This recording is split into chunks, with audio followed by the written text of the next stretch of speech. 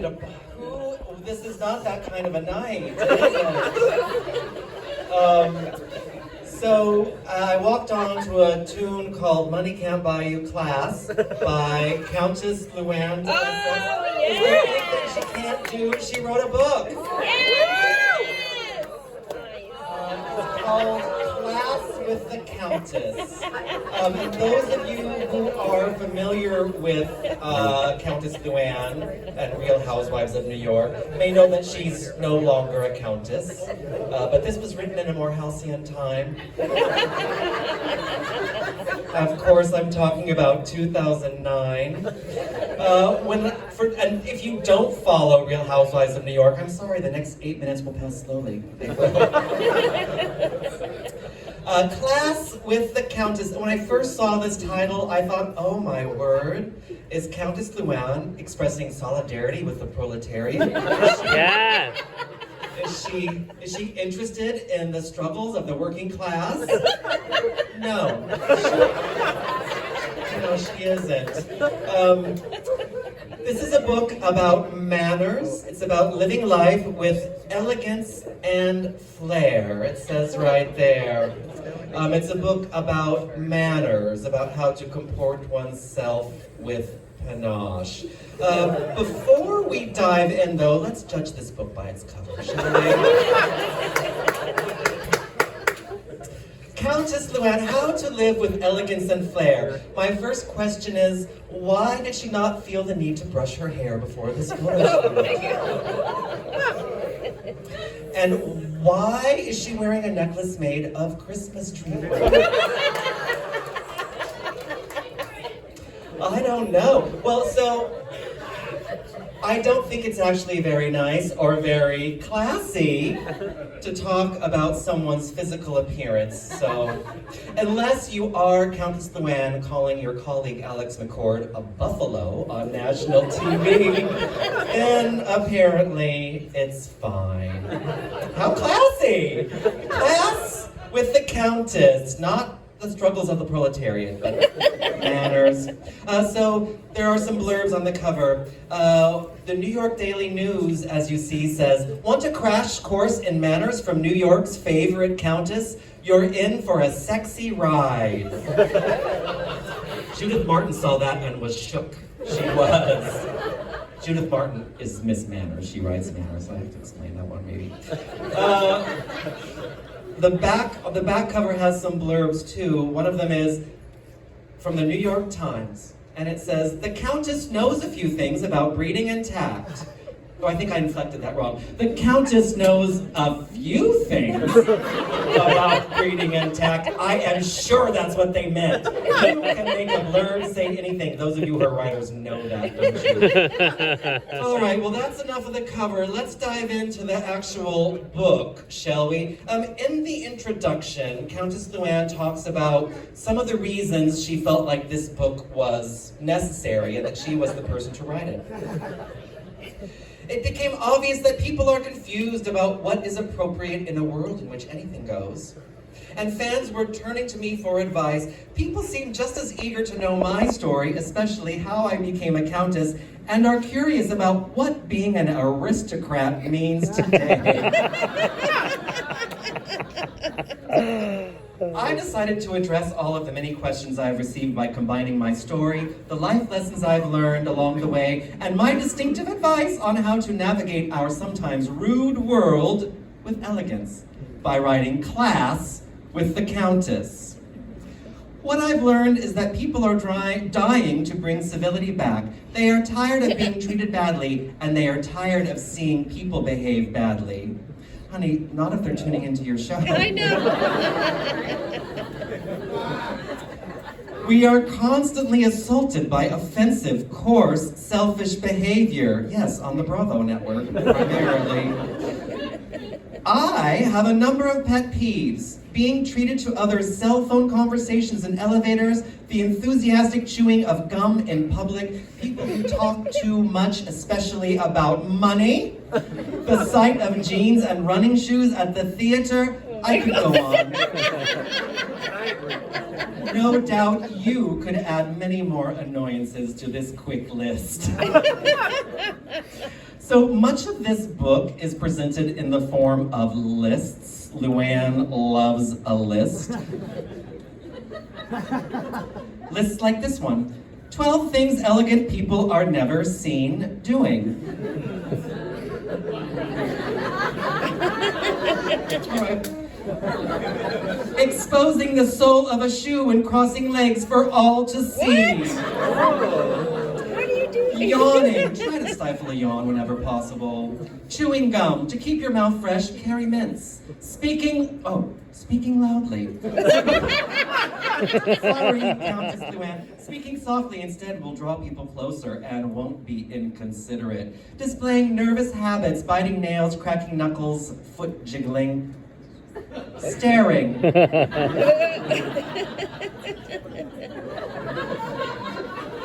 Glancing works better. Glancing works better. It doesn't work better. Pointing never makes someone else feel self-conscious. Losing their temper. Take 3 deep breaths. Countess, heal thyself, all right. Applying makeup in public. Please go to the ladies' room. Combing or brushing hair in public. Oh, that explains the cover. Makes sense now.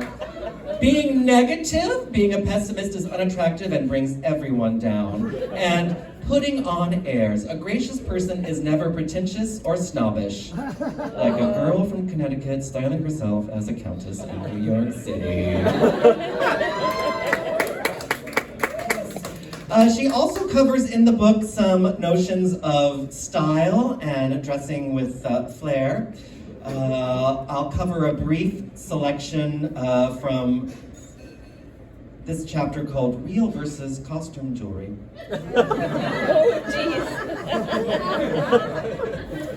I am lucky to have a husband who really does have family jewels.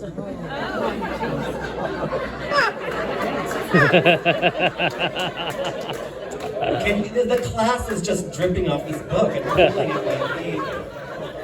I'm lucky to have a husband who really does have family jewels. I treasure the de Lesseps heirloom pieces that my husband and his family have given me. Yes, I have real jewels locked up in a safe in Switzerland. It's okay to talk about money if the money is wrapped up in jewelry. It's the exception that we didn't know about. I have jewels locked up in a safe in Switzerland, but I'm wild about costume jewelry. If you don't have the family jewels, our grandma doesn't want to let go of hers just yet. Can you imagine grandma having the gall to keep living and wearing her jewelry? My word, grandma, show some class. Costume jewelry is the answer. Costume jewelry is often more youthful and not as formal as the real thing. It is so well made now that most people can't tell the difference. And there is so much to choose from one-of-a-kind designer pieces like Kenny Lane to inexpensive finds in places like Urban Outfitters. She's lost all credibility. If you wear fake diamonds, how dare you?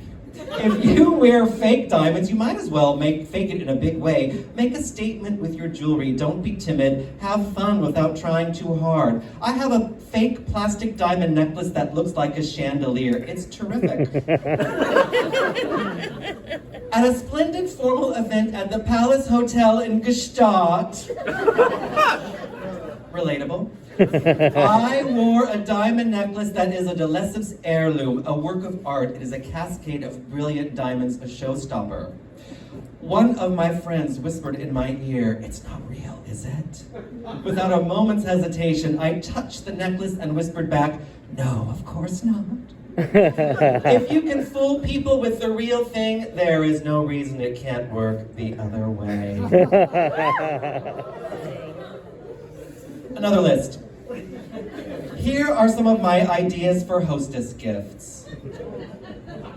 A bottle of wine, gourmet treats, an orchid, a book, scented candles, hand towels for the powder room, kitchen gadgets, a beach bag, a salad bowl, a coffee table book, cognac. In addition to one of your host's collections, the complete Real Housewives of New York City on DVD. It says it right there. Soaps, bath bath salts, bubble baths, bath oils, a cheese platter, a sports-related gifts, exotic teas, exotic coffees, fruit, a bathrobe. So much of this book is obviously cribbed from other sources, other manners, advice books, but some of it does seem like it's from her lived experience, and that's primarily in the section about sex and relationships. She has another list in her section called How to Get a Man to Fall in Love and Stay in Love, which is rich coming from someone who's been divorced twice now. But like I said, more halcyon time for Countess when she wrote this. How to get a man to fall in love and stay in love. Here's a list of, if you want to meet a man, go where men are. Here are some places where you might meet a man. Cigar bars, go with an escort.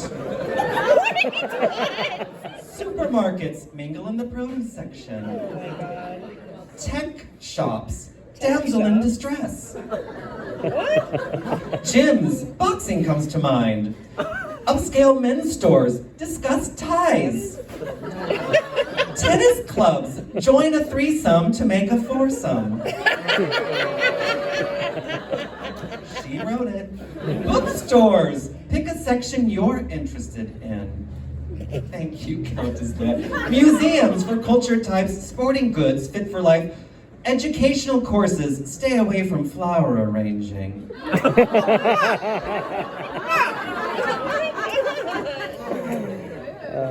Okay, Countess, that felt a little bit homophobic.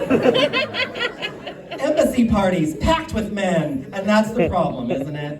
Art galleries, especially openings, long plane trips, business and first class are best. And Bed Bath & Beyond, men are usually lost in home goods. Not the ones you meet at flower arranging class.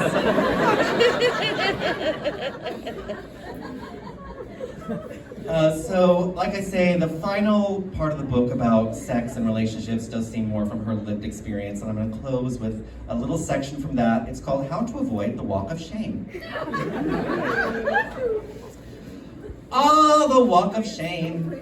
You are dating someone and you have stayed over without having planned to.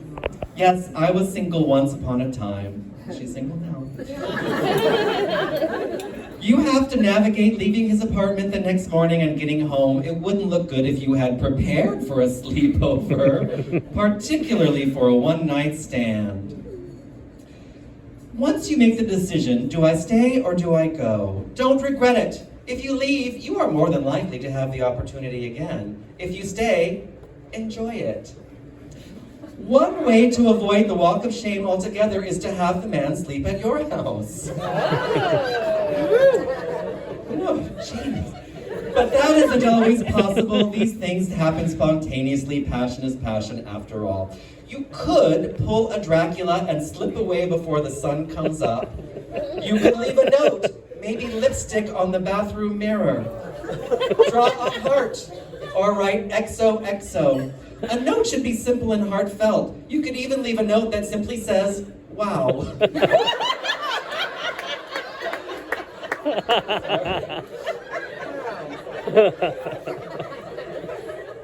Advice from the Countess, not from me. Not from me, don't do that.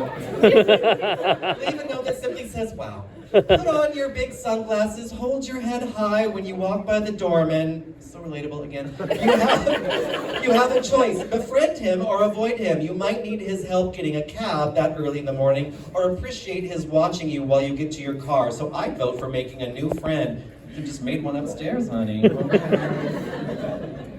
If you wait until your date wakes up, you should make your exit matter. It's all about that little makeup bag in your purse. You especially want to look good in bed or near the bed when he opens his eyes. Brush your teeth with your finger. Wash off the previous night's makeup. Apply a light morning face and a splash of perfume, whether it's his or your own. If you don't want to look as if you're headed back to the club, you can ask if you could borrow a shirt. Getting into a cab or your own car in evening wear is like wearing a neon sign. Embarrassing! Make sure you grab his most cherished shirt or sweater. If you have his shirt, you have a reason to give him a call, or for him to call you. Again, this is bad advice. It is sad. It is sad. She's gone in 2 paragraphs from saying, "Don't be ashamed of your walk of shame," to saying, "Embarrassing if you're caught wearing evening wear in the morning getting into a cab." She doesn't know what she's talking about. I wear evening wear all the time. That's all I wear. Depending on what's on your calendar that day, you might want to stay for breakfast, but only if he asks. If he doesn't invite you to breakfast, don't take it personally. Be light-hearted and upbeat. Stand tall and walk out the door. Countess Luann de Lesseps, class with the Countess.